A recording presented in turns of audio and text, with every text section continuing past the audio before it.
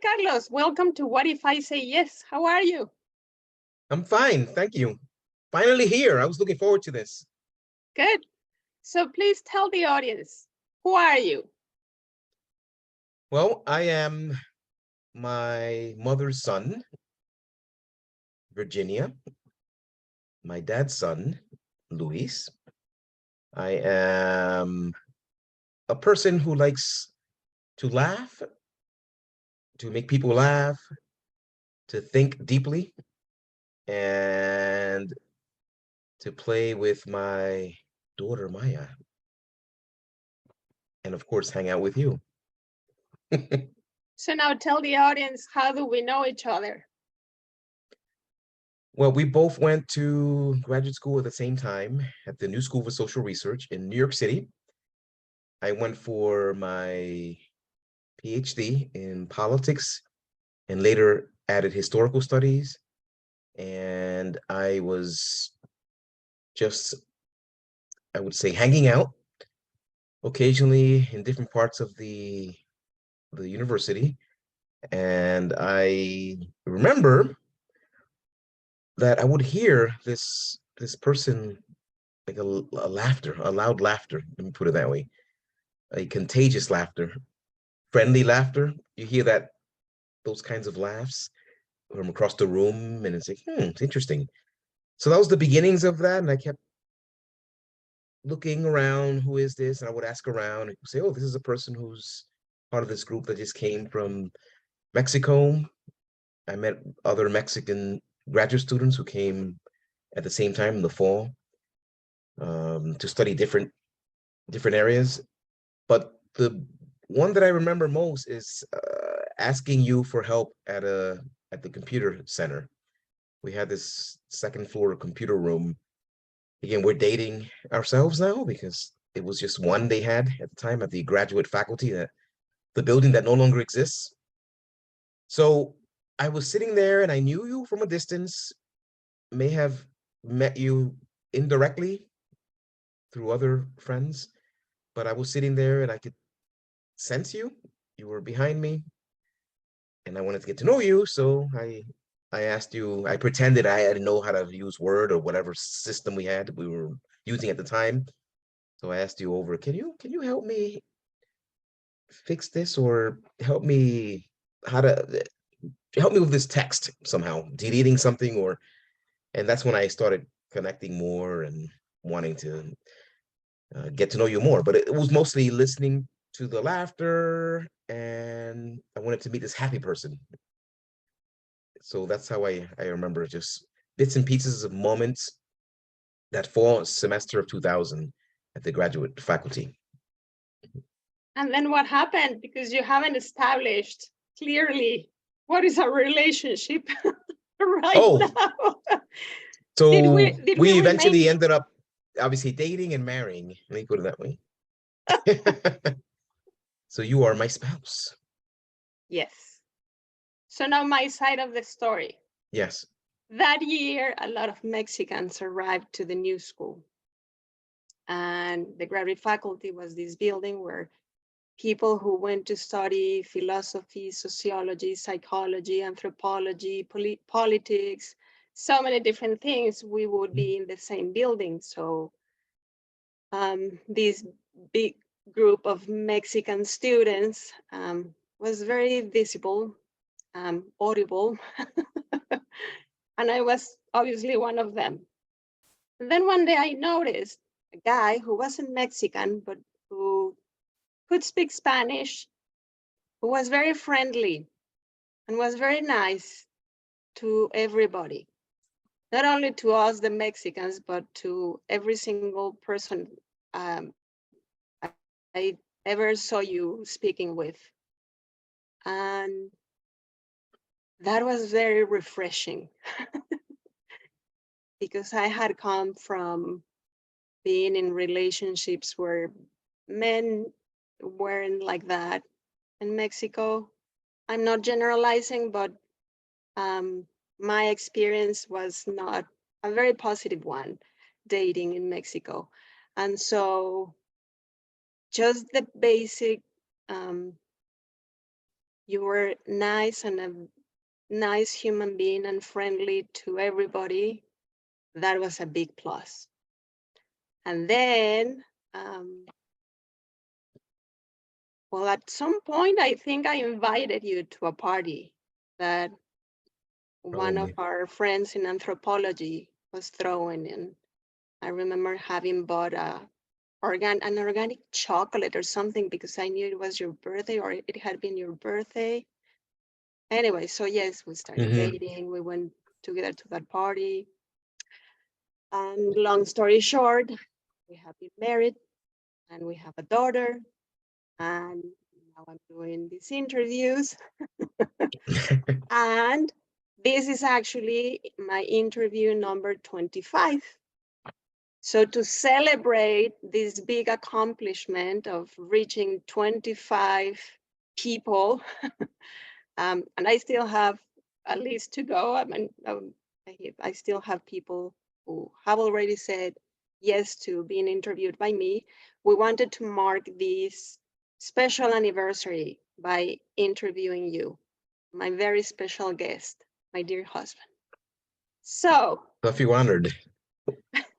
But when you said you were doing this, I was obviously nervous, but I was excited too because I've been watching the development of this channel and the commitment that you've put into it, and I think it's going to go places. So I'm honored and privileged to be part of the 25th anniversary episode of your first season. and I have to say that you have been my first and foremost admirer and supporter in my podcast, my website, and then it's like anything I come up with, you're the first one to encourage me and keeping me sane in the process. Okay, Do my so best. once we have established who we are and why you're here on the 25th anniversary, let's go to the main question. So tell us about a moment in your life when you asked the question, what if I say yes? You said yes and did something. I don't know what you selected, what you're going to talk about, and then we'll see. So go ahead. Okay, so the bigger picture, and then I'll go into maybe a few details, is this idea that this is something that I've gathered over the years, thinking about that I seem to say yes to the unknown, these challenges, these opportunities that don't necessarily mean that I will be successful in. I'll just jump in. So the first unknown, if you will, is the saying yes to getting on this bus. When I was in high school with a friend of mine, my best friend at the time, we were Frank? let out on a Wednesday. Frank, my best friend Frank at the time. Hello, Frank, if you watch this. We were let out on a Wednesday afternoon, like many districts. I was in Trenton, New Jersey, at the high school, and they let us out half day. Maybe it was some kind of a teachers meetings. So on a Wednesday, we got out of the high school building, the main building, and I saw this yellow bus, a set of buses actually, right there on Chamber Street. And I asked him, I said, Frank, we have nothing else to do. It was 11:30, 12 o'clock. Let's just get on this bus. And he was hesitant, like, I don't know what it's gonna take us. So I was always that kind of person. Let's just go and go with the flow. Let's do it. So What then did the there was, boss say outside or why? So, it had, I believe it said oh, something like sorry. Upward Bound, Mercer County Community College. Okay. So I had no idea what Upward Bound was at the time. And I've heard of Mercer County Community College at the time. It was a community college in central New Jersey. So we ended up getting on the bus. It took us through the town all the way to downtown, and we were guided into this building. And that's when I met Stan Johnson was one person who I met there. So that was my first yes. So wait, was it a bus from Mercer County Community College stationed outside your high school, or was it like a city bus that was going there? No, it was a bus. It was a yellow bus A yellow bus that that will had this sign transfer that, high school students to the community college okay, for after school programs or other kinds of enrichment programs. And and that you've was one never of them. seen it before? I don't remember seeing it. And if I did, it's just background. And you have never met anyone from your high school who would take that bus? No. So, You just, so my internal curiosity that has gotten me in trouble also at times. But this time it was a success because I met someone who would be instrumental for the rest of my life or to this day, Stan Johnson, who guided me through my 15, 16, 17, 18th years on this earth, trying to finish high school. So that was a very critical moment in my life, just saying that particular yes. So I didn't explicitly say yes in that sense, but I am always that kind of person. So I say, I wonder what this is. Where would that take me? I might find someone new or learn something new. I'm always big on saying yes to learning something new. And that was one big yes. so you take the bus with Frank, you get to Mercer Community College, you get off the bus, and where did you find Stan? So they took us to this, they call it the James Kearney campus, downtown Trenton. And he was one of the counselors at the time who was assigned to talk to some of these upward bound students, even though I was not an upward bound student. Like, we kind of crashed the party, if you will. We got on the bus and they're thinking, who are you, both of you? And is this your first time? And then they ended up assigning us counselors just to see if we wanted to continue coming through the upward bound program. It was a free program for, again, inner city students, high school students. And they assigned me someone else, and I don't remember her name. And they assigned Frank Stan. So so that first day, at that time, we were almost attached to the hip, he and I. So then we ended up talking to Stan and the other woman to see if I can go with Stan too. So we can have the same schedule if we were to continue coming in to see the upper bound counselor. And they agreed. She agreed. She didn't get offended. It's not her. It's just I want to be with my friend. And then over time, my friend unfortunately stopped coming. He decided it wasn't for him, and I continued coming in when I could.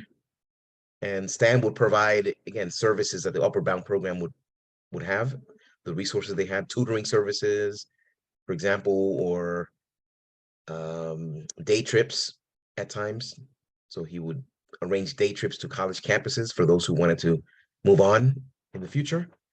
So that was good. That was good for me to get exposed to other things. So that tiny yes, my curiosity takes me on a bus, takes me downtown, takes me to the James Kearney campus, into the Upward Bound program, and then there I am. The funny thing is that Stan, I believe he switched to the talent search program.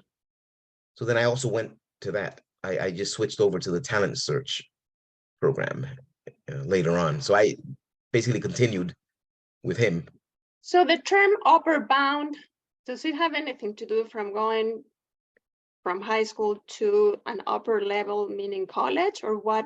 Explain It's to a me that it's a term. program, if I remember correctly now, it's a program sponsored by, I think, I don't know the federal government, but the state, I don't know the state administers it.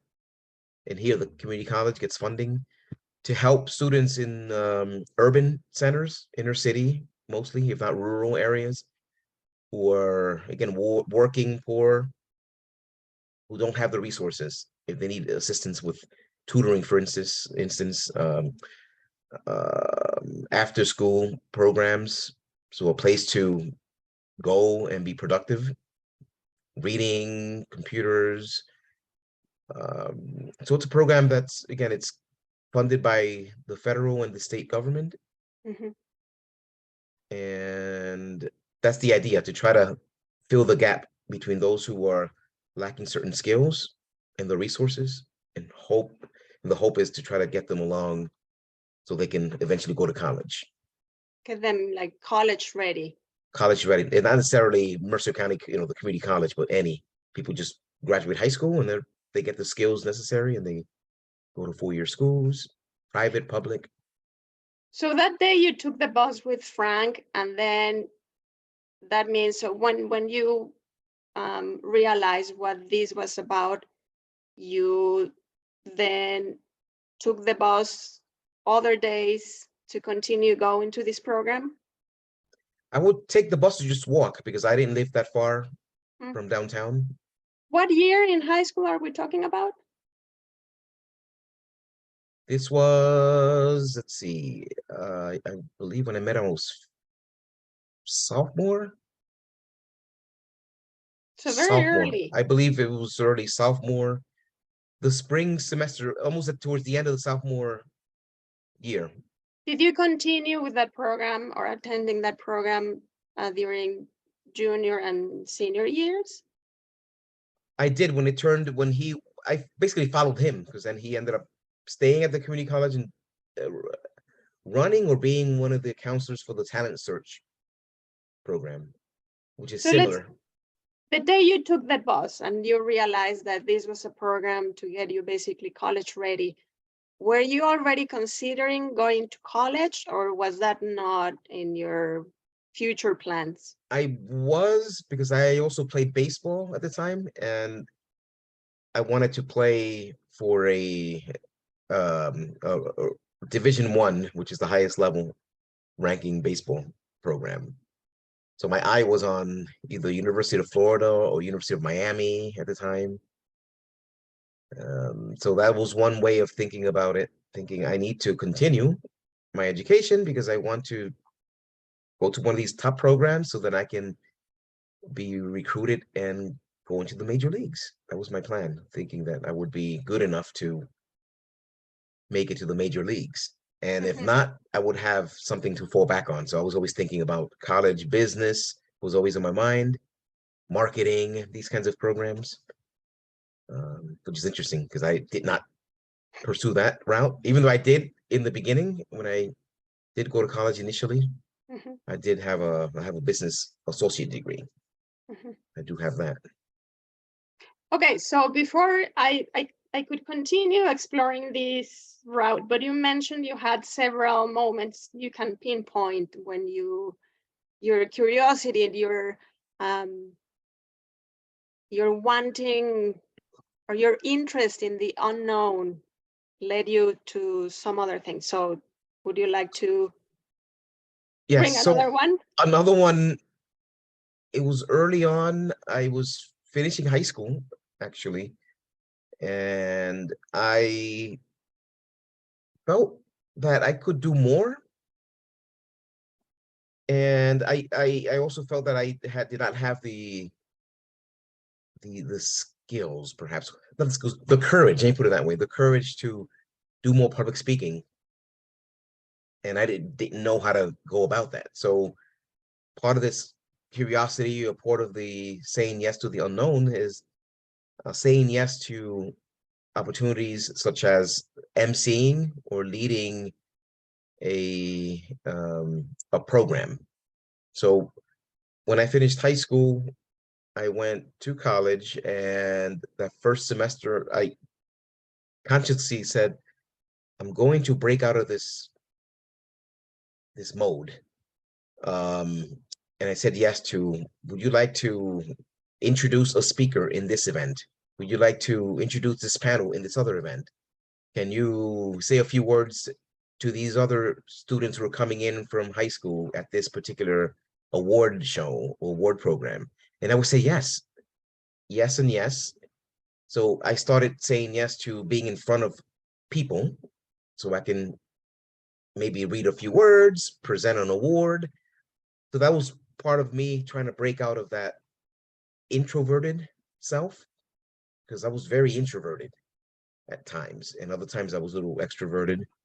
Um, so that was one of the yes to myself.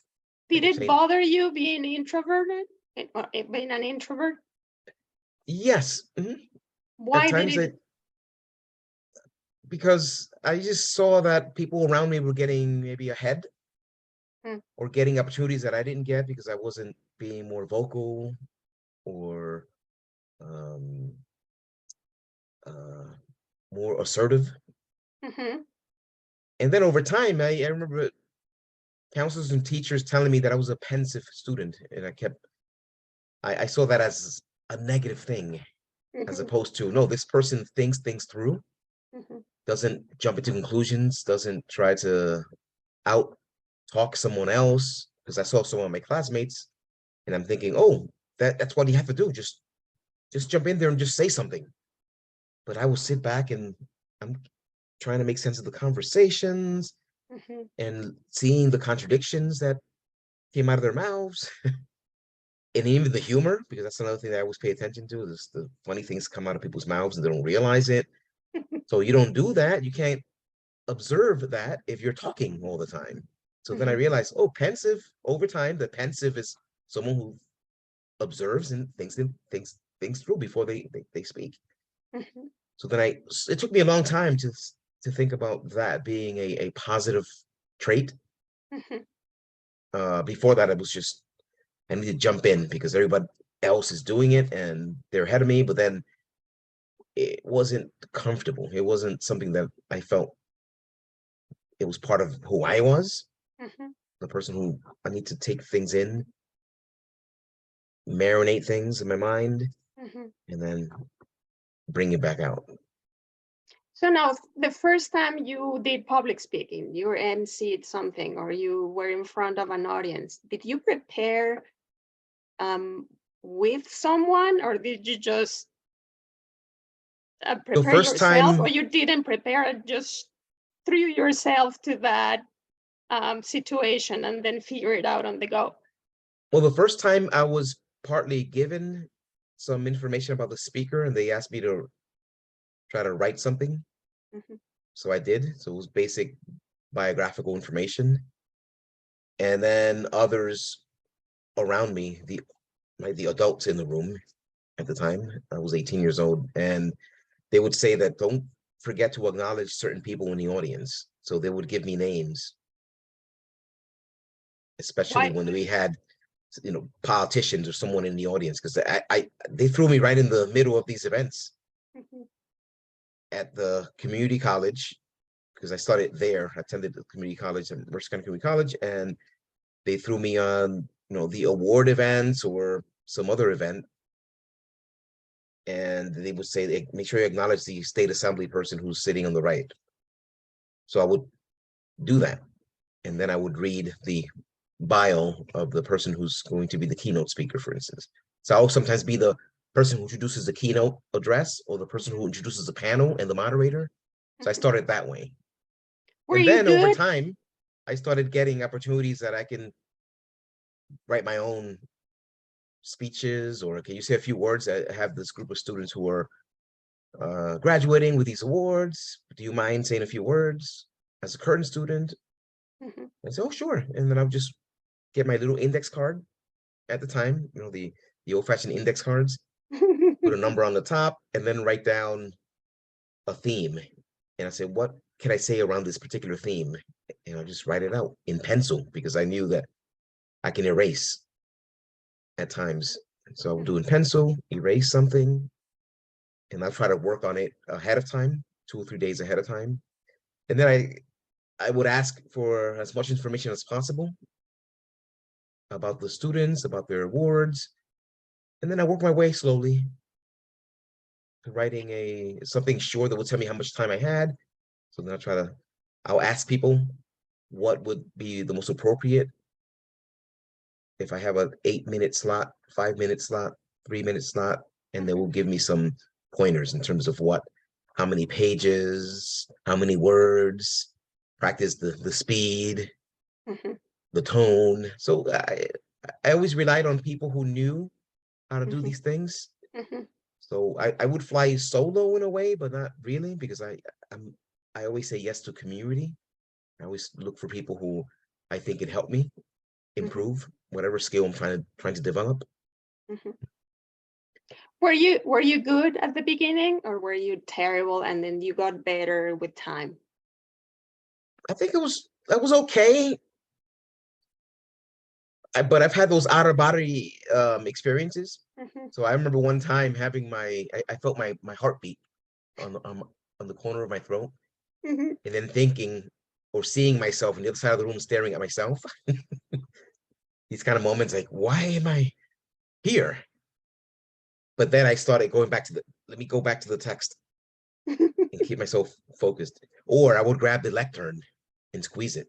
Mhm, And then over time, I started getting, it came easier for some reason. I thought it was going to take me longer to get to mhm. that moment, but then I started realizing that it's about preparation and smiling.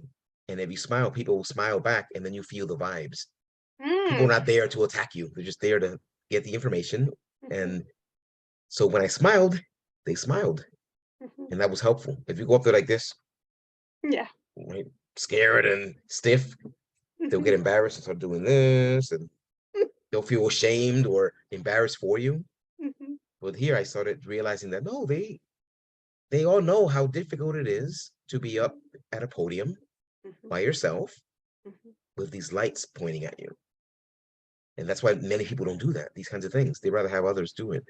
But then I realized that with time, I can prepare, smile, and it'll work out. And it's happened.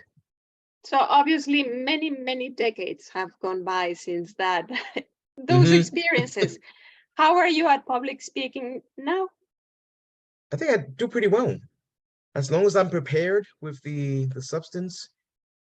For example, I've done as an academic, which I haven't shared, I guess. I do conferences, presentations. So I've gone from reading pieces to just mind mapping or outlining what I'm going to say, and then I go off of that. Mhm, So I don't need to have complete sentences written out for me because I know how to deal with uh, or present in that way so that it'll be much better for people to follow mhm, what I'm trying to say, as opposed to just watching someone's reading a piece of paper. mhm.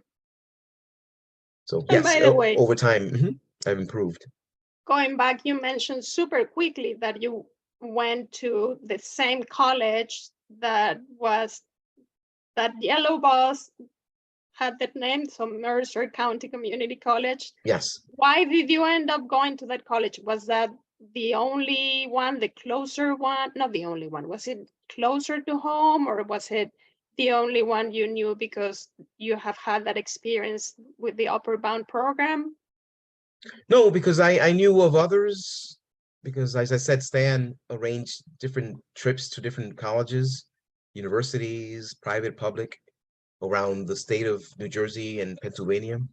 Mhm, But I realized that I was not, if I wanted to succeed in the long term, mhm, I did not have the particular skills that I think I needed at the time. So, and it was cheaper, it was close to home, and I also wanted to make money and help the family as mhm, well.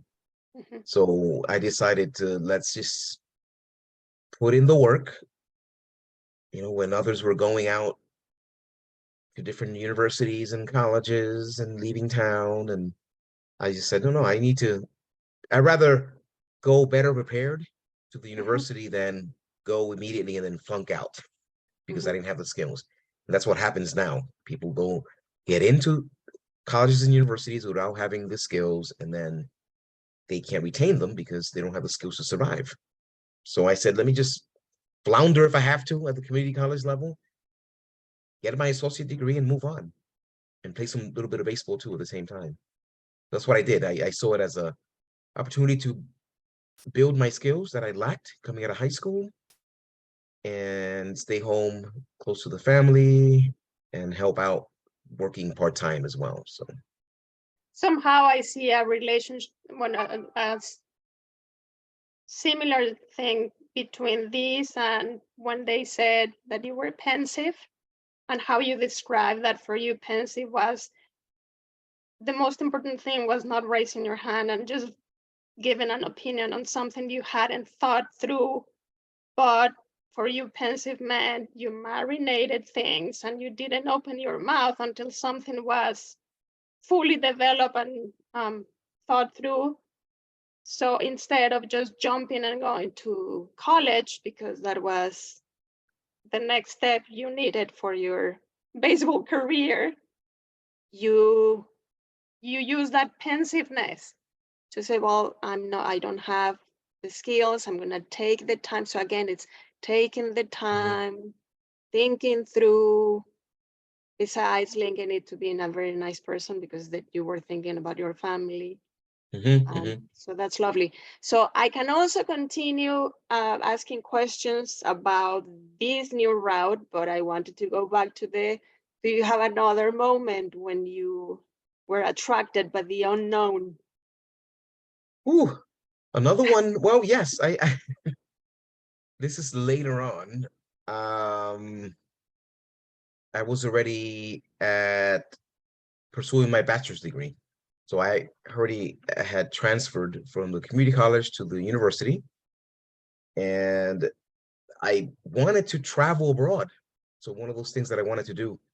Even before then, I wanted to, because first of all, I was born in Puerto Rico, but I was about 2 years old when we moved to New York City, and which means that my first language was Spanish, my native tongue.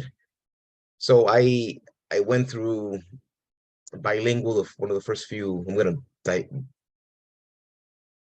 divert the conversation again. So I'm going different direction here for a second. So when I was in New York City, when we first moved to New York City, I was in the bilingual program. So, and that was one of the first bilingual programs in the city in the 70s. So I'm dating myself again. 1970s, meaning that you will be in classes with someone sitting next to you, trying to help you read the books that are written in English. And I'm this little kid sitting there, trying to learn another language, while at home we spoke just solely Spanish. So you can see how confusing that would be.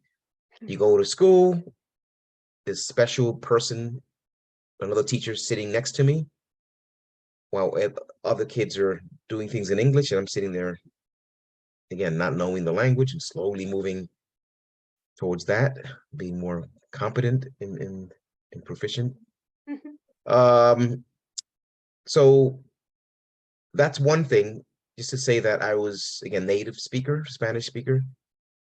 Then over time, my Spanish stayed here and my English went this way.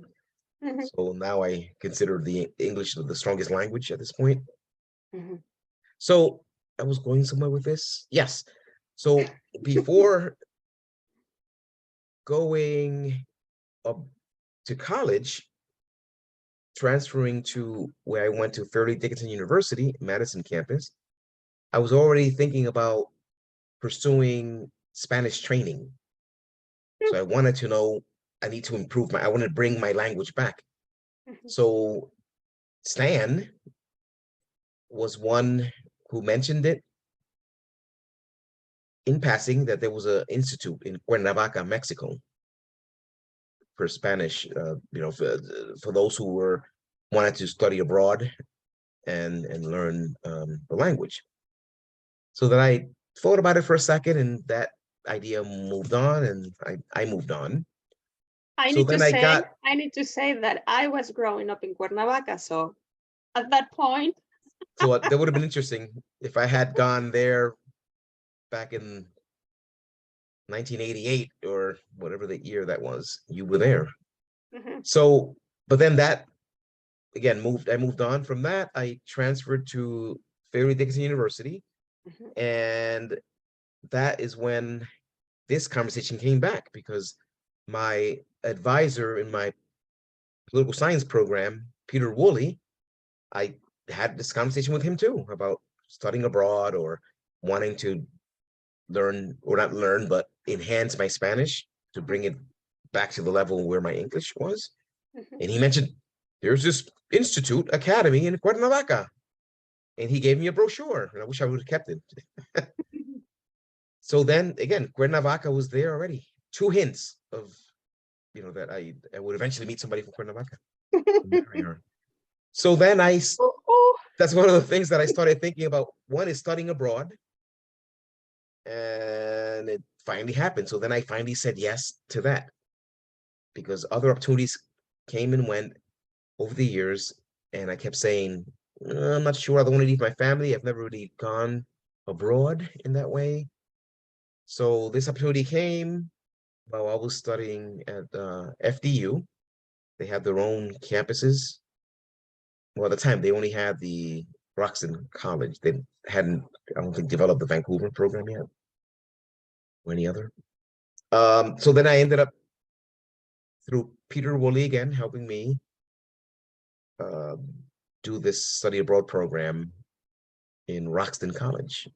So that was a big yes, another big yes for me, going abroad for the first time for one semester. So it was a full semester without my family, all by myself. I remember the Continental Airlines flying away and thinking, wow, I won't be back to the United States of America until December, because I flew out in September.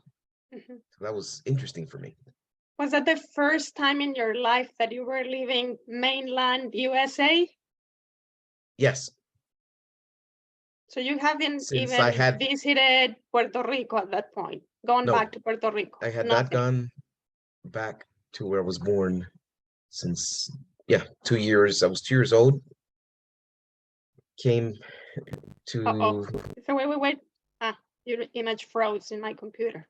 So you so hadn't gone back to Puerto no, Rico since you were 2 years old. nope. And then at what age are we talking about when you were making this trip to the UK? 23, 20, I used to turn 23.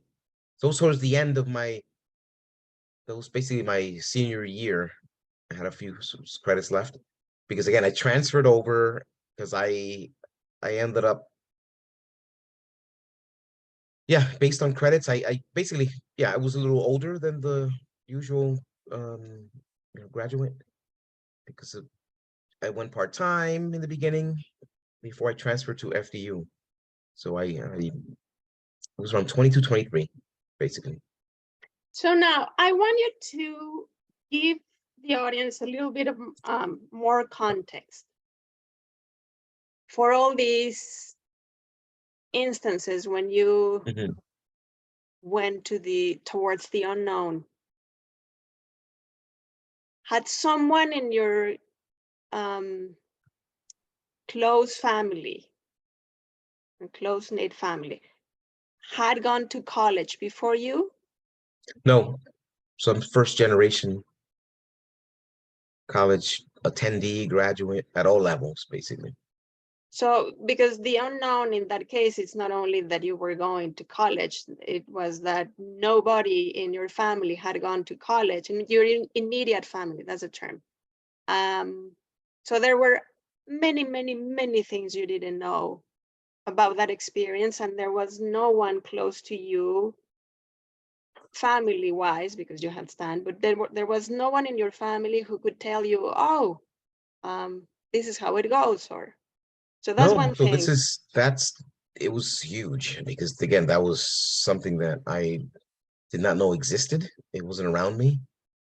So part of this saying yes to that bus trip, that opened up the possibility of college. In that, again, I'm thinking about going to college for baseball because of what I saw on TV. Mhm. So if I following my favorite baseball player, they were always mentioned, oh, this person graduated from or attended XYZ university.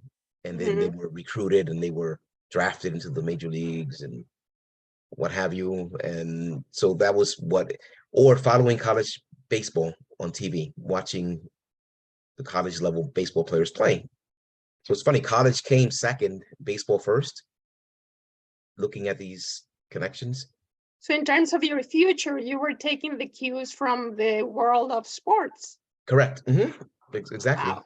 So football, basketball, baseball, the world of sports opened up the possibility of a college experience.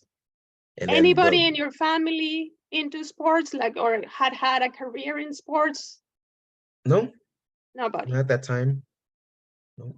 Later on, then I had a cousin who started getting into what have you cousins playing baseball here and there, but then I had the one cousin who's focused on boxing.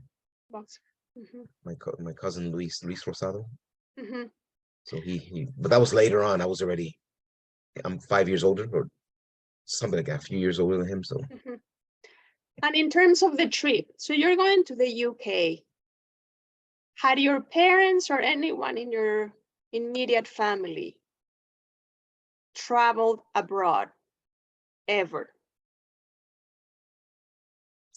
no, other So than Puerto your Rico. parents, Puerto Rico's the only thing that Puerto Rico, they've traveled to Puerto Rico, but mainland US, that was it. right. Did you have a passport? Then I had to stand once again. We ended up going. It was interesting because that was the time with, you don't have to deal with all these computers, so you have to physically go. We ended up going to Philadelphia and standing in all these long lines, so I can do every single part of the process. So my first passport was for this trip to study abroad. Mhm. So How that's the did first it feel? time. It was interesting. I mean, the other part of it is that I also saved. I worked. I've always been known to work all kinds of jobs, say yes to part-time jobs when I was younger. And so that summer before going abroad, I was working all kinds of jobs from first, second, third shifts.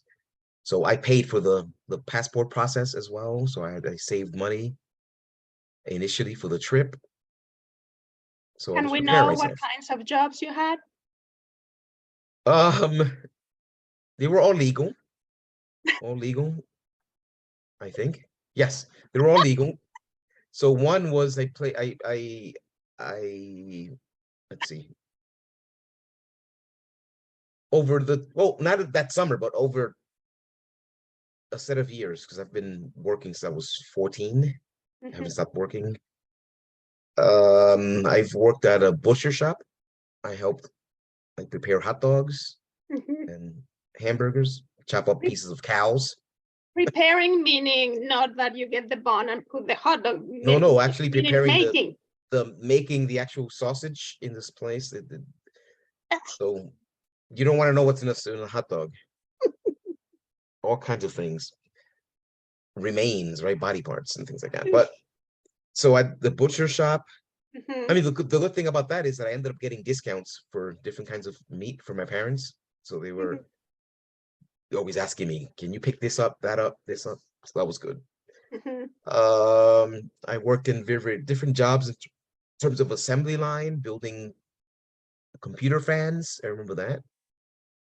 Those little fans you hear in the old the the the the big CPUs, Mhm. those big giant boxes back then, computers. So CPU fans, surveillance camera company building cameras, Mhm. which is interesting. In some of these cameras ended up in some of the. I remember watching HBO, and Stephen King had this Tales from the Crypt TV show, HBO Okay. show, and they showed up in some of his scenes, surveillance cameras, part of the movie. It was the GBC Corporation. I Mhm, said, "Wow, those are the same cameras that we built in New Jersey. We were building in that." So ended up in Stephen King's HBO shows. mhm, um, Cleaning offices late at night. So all kinds of jobs mhm. uh, that I did, yeah, over several years since age of 14, all the way through. Driving sedans, driving people to airports.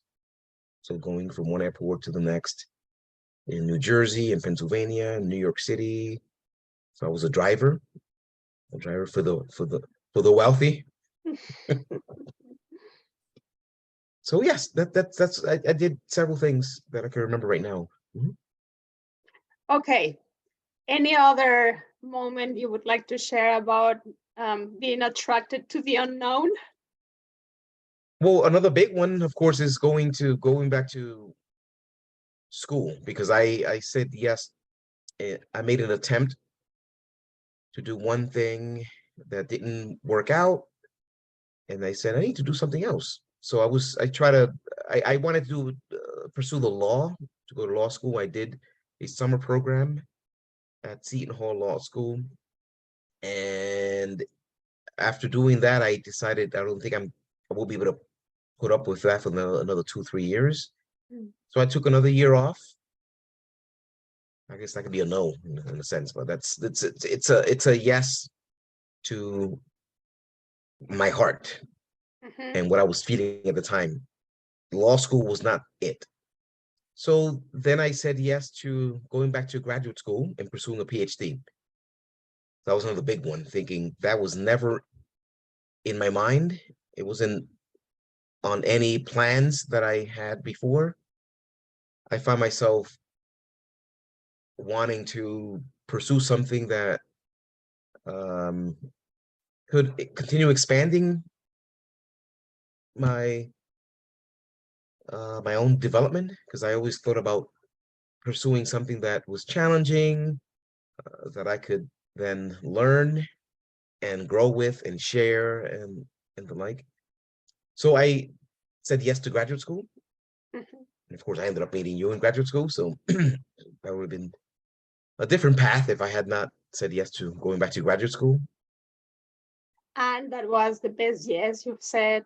Because then And that led to other yeses with you by over the last 20 plus years. Yes to a family. Uh, I don't know if this is a big yes, but it was more the yeses weren't under my control. Is basically the world saying yes, the universe saying yes to me in terms of a healthy child. Mhm. Well, first a, a marriage, right? Getting married at the same time, um, a healthy child, and a successful defense of a dissertation, Mm. and finding a job at the same time. So four things happened within a span of 4 or 5 months, I would say. So the universe Bueno, basically, not the getting married. I'm sorry, no, not the getting married. The getting married, no. The getting married was several years, 7 years before that. Yes. So three things happened during a 4 or 5 month period in 2010. As I said, so it was basically the universe said yes to me because I was already, I think when you say yes and you are grateful for the things that you have and you align yourself with the right people, the universe, as I see it, aligns things for you. So we were in need of, again, these things happening. The daughter is coming. She came healthy and strong, and now she's right. She's very successful, smart Maya. Um, and then I had a successful defense of my dissertation, and then I had the job. I had actually multiple job offers at the time, and we decided to say yes to moving to Texas. And that's another big yes to leaving the East Coast for the first time and living some other part of the United States. So going to South Texas for 3 years, right? Saying yes to that. It's So funny, yes. two of your the yeses that you just mentioned um, have to do with yeses of previous guests. So Mm. the my interview number 24 with Derek, his yes was yes going to graduate school. And then Lupita, Guadalupe Correa, I don't remember what number is she, but her yes was moving to Brownsville, Texas. So see. And she was instrumental in that too, because that was part of the decision that we ended up making. So we, as I said, we had 3 offers. One of them was going to Brownsville, Texas. Mhm. And because of her, a familiar face, that also made it easier for us to go down to make a decision and start there. Among others, or they were going to give me that chance to teach graduate students too, and the other places weren't. It was just undergraduate. So that was a good opportunity to say yes to leaving New Jersey, New York area, and teaching both undergraduate students and master's program students for the first time. And that was exciting at the time. So I can see that the thread of all these instances you've mentioned of going towards the unknown had a lot to do, or have a lot to do, with curiosity. You're a very curious person. Were you like that since you were a kid? Yeah. Yes, very, very curious, very pensive at the same time. So that could be related in many ways. And just couldn't stay still. So I've learned how to stay still and calm. So it was like very precocious, I guess. So yes, that's the relationship, is by curiosity. And if I felt that I needed to do something different, I would pursue it. So I would have those yeses. So I would say yes more than no, but I also knew my limits. I also know that there are things that have consequences. Yeah, because that's the other thing that is a thread in all these things you've mentioned, or in all these moments that you've described. It's not only the curiosity or the being pensive, it's also that you somehow, and it's not because you're my husband, but I can see that that inner knowing of what is right and what is wrong, of what feels good to you and your family and what it's not. It's not curiosity just for the sake of it, and let me just try this stupid thing that maybe is going to hurt someone. Is you have a very clear, and I'm missing the word in English, but it's like What's in something. Spanish? In I don't Spanish even. for me? No, I Okay. cannot think of the word in French? Spanish or in English. In French, maybe. Inner compass. Okay. Inner moral compass that is very clear, that leads you, so using this pensiveness and this curiosity and this interest in the unknown, you know where, you know when it should be a yes, and you know when it should be a no. Am I Interesting. right? I think so. Interesting, because I I live life from the inside out. And Explain what people, you mean by that. well, people seem to want to live life from the outside in, like my identity first, my skin color, my hairdo, my nose rings, my what have you, my tattoos, or whatever it is that I see as kind of arbitrary in a way. So for me, it's the inside. We all have an inside intuition. We all have a moral compass in a way, the way you put it. But others pay attention to it more than than others. I guess some people pay attention to this moral compass more than others. And for me, it's just that idea that I see people. It sounds cliche. See people from the inside, but I can't explain it. It's just I have this, I don't know what it is, ability to sense when people are being genuine or not. And I'm attracted to people who are themselves, who are connected to that, to their moral compass, if there's such a word, to that thing that's unknown. So that's part of it as well. So I that's one of it, one part of it. The other part of it is I also like to see, or it is gravitate to people who want to be successful in Mhm. different ways or have positive things to say. So Not, which doesn't mean being optimistic or no, it's no, and so contribute something to right, so someone else's life. contributing something to someone's life, who are grateful, don't take things for granted. Because that's another thing I always tell Maya, don't take things for granted, try to smile, avoid shortcuts. That's another thing that I don't know where that came from, but I always thought I need to do things, which is part of the pensiveness. I need to do things right, so I can be prepared for anything that comes. So I always think about my principles. So that part of the moral compass, I stand on my principles, and my principles do not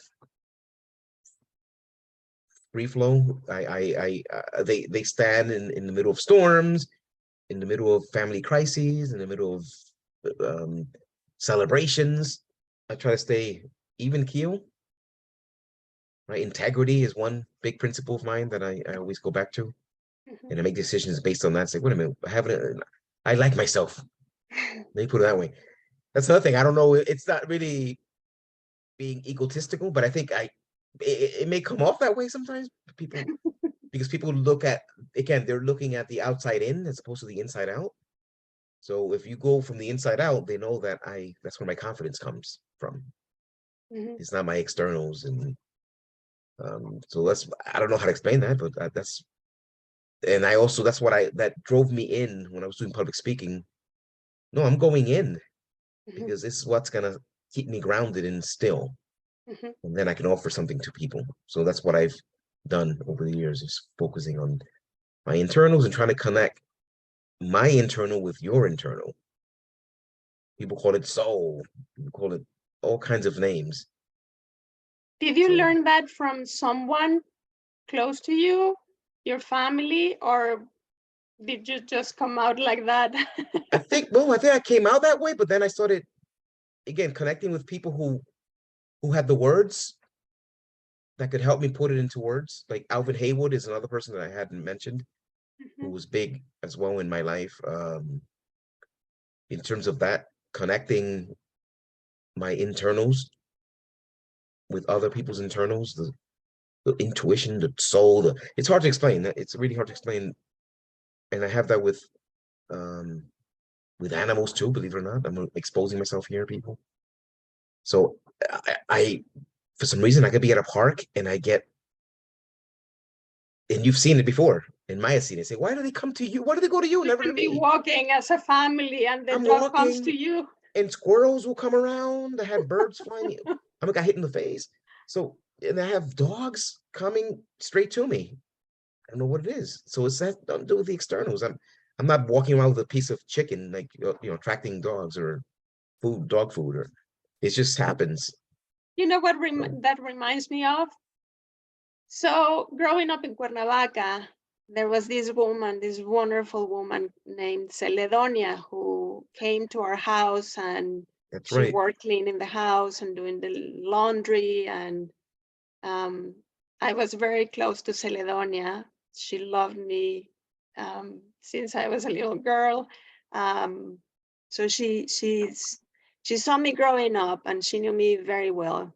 Um, and I think she had met two of my previous boyfriends before you and didn't like two or three, didn't like any. There was something she could feel since the moment they said hello. With you,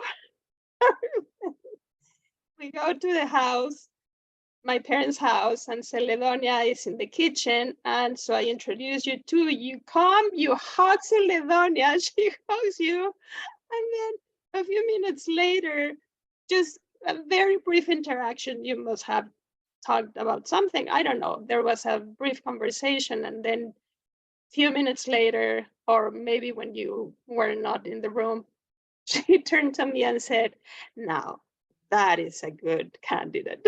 I So remember the moment. I walk in the room and it was a warm feeling. That's the yes, thing. I can feel it immediately. And I said, she's huggable. So I went over. yes. Imagine meeting a person for the first time and you open up your arms and she Mhm. comes in timidly and like kind of like a big bear. I give her a hug. Mhm. And that was it. That was the beginnings of, and then after that we had, we would laugh, and every time I visited, She loved you. he loved Yes. always ask about me. And so that's interesting, but that's what I feel. I feel something uh and it's and it's hard to have that in the world of academia or in any other kinds of disciplines, because people are again looking at the externals, looking at what you produce, what are you writing, and if you're stuck in that world of seeing the world through those frameworks or theory, like the theoretical frameworks, as opposed to connecting, right? Just being still and connecting to the person who's in front of you, and and their vibes. People always emit vibes, and I feel them, and Mhm. I gravitate to people who are positive, who give me that feeling. Again, it's nothing to do with fuzzy feeling, or because I'm not, me, I don't, I'm also straightforward. This is what I think. Mhm. This is what you should do. So I'm not a pushover. Let me put it Mhm. that way. But I do know that I can connect with people from the inside, and those who don't fit, I just say, they bye bye. I don't relate with people who who give me these vibes, Mhm. and that's how Is I've that been. is that in any way related to your interest in the Quakers? Probably. So that fell again. That was the universe again, or something. If you believe in God, it may be God. I don't know.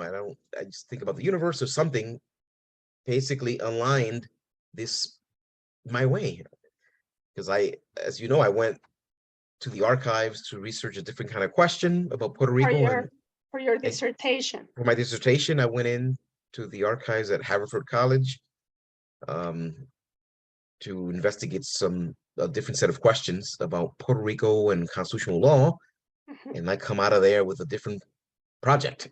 And I had to go back to my advisor at the time, Victoria Haddam, at the New School for Social Research. And again, granted, this is after I had orally defended my original proposal. After all Mhm. this work, I go off to do research in the archives, and I come back even more excited than the original accepted proposal. So then But wait, wait, Victoria, wait. Can we know what you found in the archives? well, I found a set of, well, the research that I went to conduct at Haverford at that time was for one particular chapter of the original proposed dissertation. Mhm. And that chapter was focused on Howard Taft, Mhm. who's again president. He was also associated, he was the, I believe, governor of the Philippines, or associated with one of the insular territories. So that chapter was supposed to be on him and his work with the Philippines. And so then I ended up finding that he would attend these Quaker run conferences in upstate New York, where these issues, the post Spanish American War debate, was being had there, and he was part of it. He would come in and out, and then I kept finding that not no one or not many people mentioned these conferences, and they were very important for the empire, the early 20th century American empire debates. What are they called? The conferences? Oh, let's see, the Friends of the Indian and Other Dependent Peoples. So Friends of the Indians and Other Dependent Peoples. Held So then at I Lake. at the Lake Mohonk Mhm, near Poughkeepsie, New York.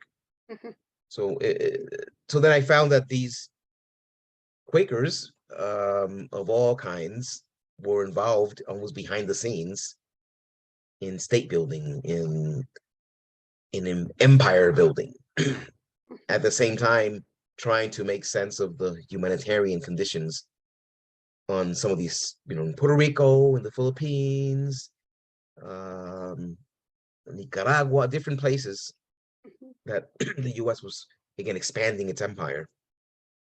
So then I got more excited about the prospect of, let me focus on these conferences and these Quakers, because again, I'm reading these papers and the way they were writing and thinking about the the dependent peoples, I started connecting with and thinking, oh, interesting.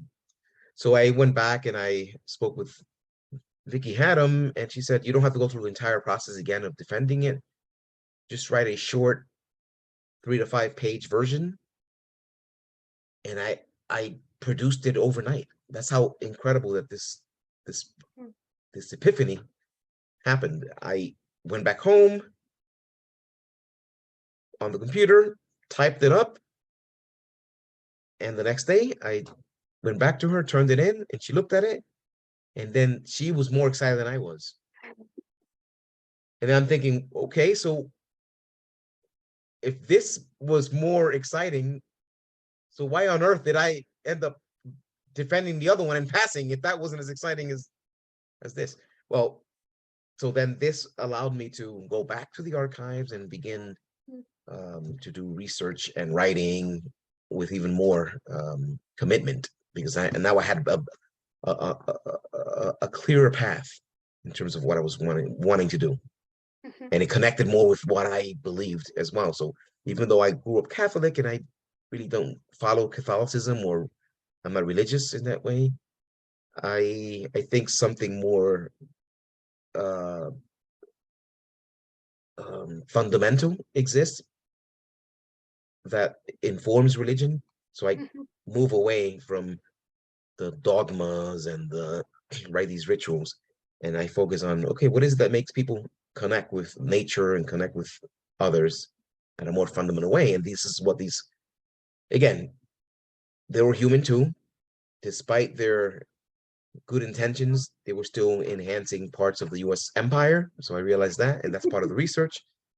But then with me connecting with something that I can actually relate to from a different perspective, right? Being born in Puerto Rico as well, that was one of the cases. So again, things started aligning themselves, and I've been able to produce articles, publications out of this work. It has also opened up other avenues in the Quaker studies world. So mhm, now I've been saying a lot of yeses because I feel very comfortable in the Quaker studies mhm, universe, if you will. So I've made a lot of colleagues that had not known before and didn't know that existed as a discipline, mhm, and it's been growing more and more, and I'm glad that I am part of it, and I've been mhm, included in it despite not mhm, being a Quaker in religious terms mhm, myself. But I'm Quakers and Quaker scholars have pursued me for different reasons, mhm. conferences, publications, interviews. So that's been very gratifying, because it's connected various interests of mine with who I am Mhm. and the things that I want to do, pursue in the future. And the Quakers have humor too. There's the funniest people as well, and that's another part of me that we haven't talked about, my interest in comedy and humor. And I've also fallen back. I've gone back to that when I find myself stressed out, or in different kinds of situations. I go back to my principles, but also the my ability to make people laugh or find the funny in tragedy. That sounds a little bit scary. So now, we're gonna have to change now to the moment of no, because you and I are recording this interview at home, You're in the Mm-hmm. living room, I'm in our bedroom, and Maya, we have to go pick up Maya because she's at a rehearsal of the musical Footloose for Mm-hmm. her in her middle school. So we have a few minutes for you to share with the audience. What was a moment in your life when you decided that saying no was a much better option? Ooh, let's see. What was well, I don't want to get into the details, but no to certain relationships in the past. Um, so I'll leave it at that. Thank you very much. Okay, Um, we're so done. that's a big no. Well, no to the law school path that I thought I was going to be on, and I kept hammering. What's the phrase when you're trying to hammer a, a, a square block into a round hole Hmm. kind of thing? You're trying to force it in, and I'm trying to force the law in, over the years, basically, and realizing, no, that I can find those interests elsewhere. I don't have to be a lawyer to find the law and to engage in legal theory or constitutional history or legal history. And so I've done that. Mhm. So that's a big no in terms of what to pursue in terms of a career. And yeah, and no to negative people. When I sense there's people who are not uh, people who are, again, who can uplift my spirits or at least maintain my spirits, not just me or my family. I try to, again, move away from those kinds of environments. And I've been lucky in the past too of not being in certain places when certain things happen, Mhm. bad things happen, and for some reason I'm not there because I've made decisions based on my intuition. I'll say, no, that's not right. My moral compass, the way you said it, tells me, no, that's not the right thing to do. I'd rather stay put. I'd rather not associate myself with certain people or certain programs, certain situations, and that's helped me immensely.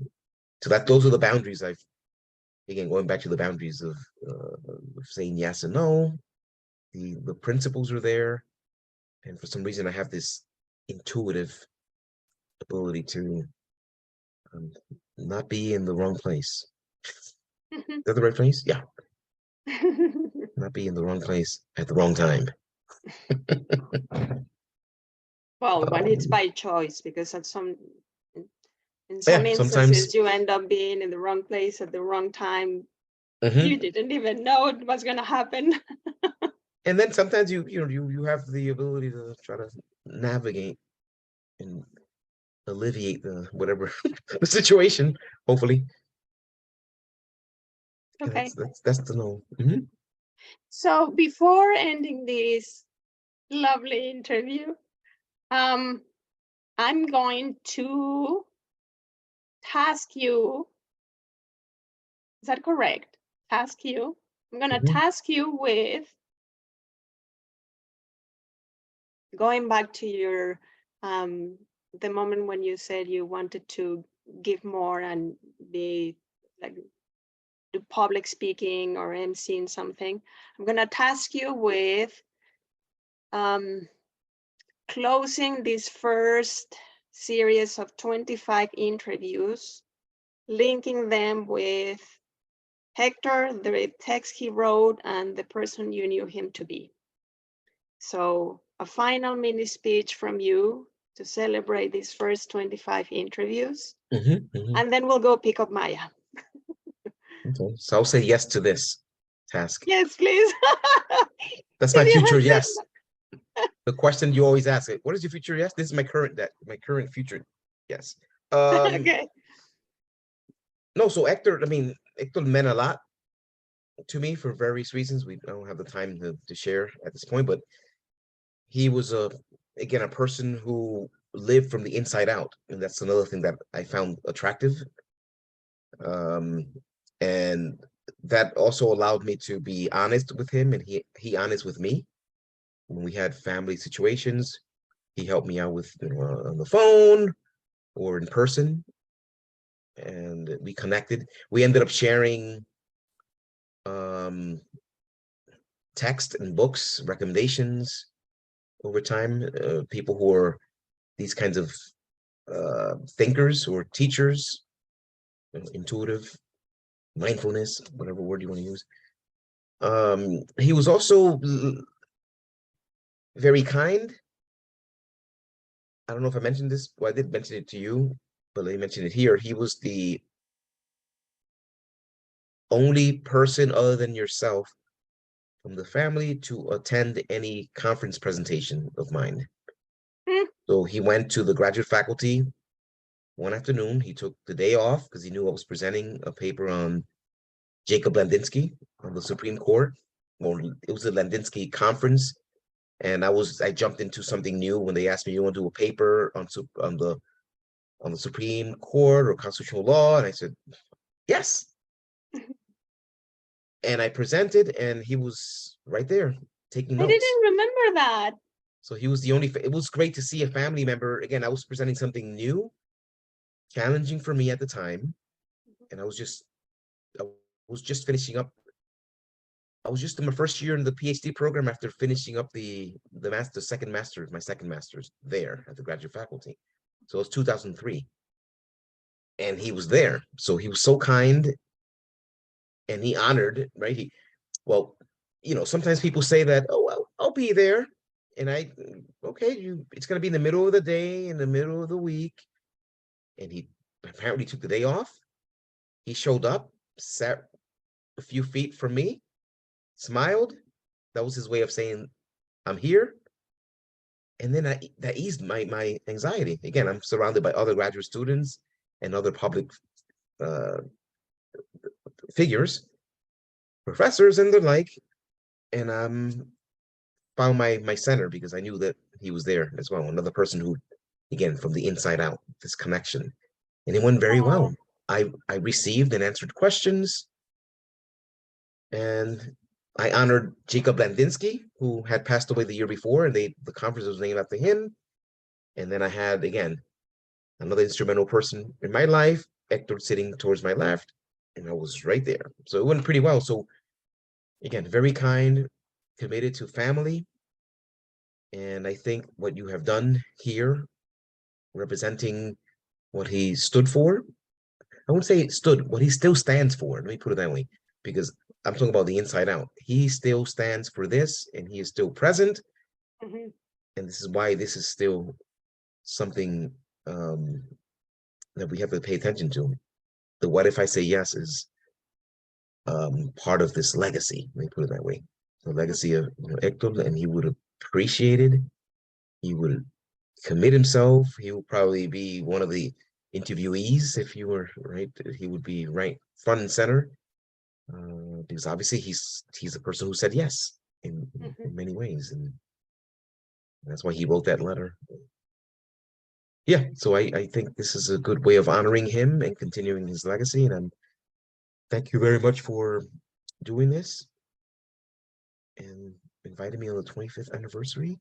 And it's just the beginning, everybody. This is the beginning for those of you who are watching. So look out for other projects within the same framework of saying yes, not just this YouTube channel, because I know you also have other ideas in mind, and see where they go, where they take you and take us. So Very that's part of nice. me saying yes is being part of the journey. So Mhm. as we all say, yes. Thank you, Amorcito. Mhm. Okay, so last thing, reminder to send me the pictures, the images that you would like to share with the audience so they heard what you described. Maybe we can have some visuals of um, what you look like and what you were doing in all those instances when you went to the unknown. Maybe And if I can find some. I have a baby and picture, but I'm kind of half nude. no, A baby picture. no naked pictures of No any naked age. pictures. Thank you very much. I said from the inside out. All right. No, thank you. That's for a different channel. That's my humor in the future, right? My comedy. Bueno, Okay. amorcito corazón, muchísimas gracias. I love you. Thank you so much for coming. Thank you Love you for too. supporting me in this. And now we have to go pick Maya up. Okay, love Bye, you too. amorcito. And see you in a few minutes. Bye. Bye.